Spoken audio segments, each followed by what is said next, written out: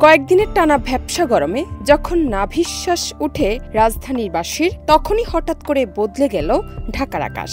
দুপুরের পর আকাশ মেঘলা, হঠাৎই ঝড়ো হাওয়া, এরপরেই নেমে আসে স্বস্তির বৃষ্টি। হঠাৎ করে বদলে যাওয়া এই আবহাওয়ায় রাস্তাঘাটে নেমে আসে এক ধরনের প্রশান্তি।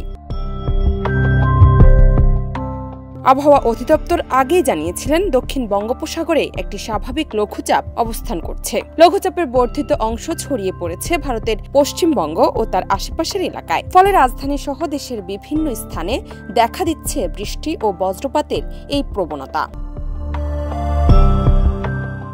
শুধু ঢাকা নয়, দেশের বিভিন্ন স্থান থেকেও বৃষ্টির খবর মিলছে। কোথাও কোথাও শিলাবৃষ্টিরও দেখা মিলেছে, যা গ্রীষ্মের এই সময়টিতে খুব একটা বিরল নয়।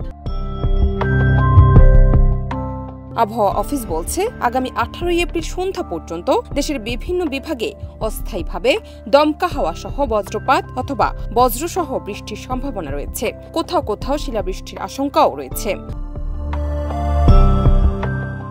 তবে স্বস্তির এই বৃষ্টি বেশি দিন স্থায়ী নাও হতে পারে।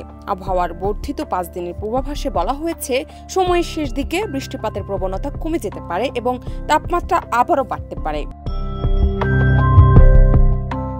বৃষ্টির সঙ্গে বজ্রপাত ও দমকা হাওয়ার কারণে সবাইকে সতর্ক থাকার পরামর্শ দিয়েছে আবহাওয়া অধিদপ্তর। খোলা মাঠ, উঁচু গাছ বা বিদ্যুৎ চালিত যন্ত্রপাতি থেকে দূরে থাকারও পরামর্শ দেওয়া হয়েছে। জান্নাত নিপু, দেশ রূপান্তর।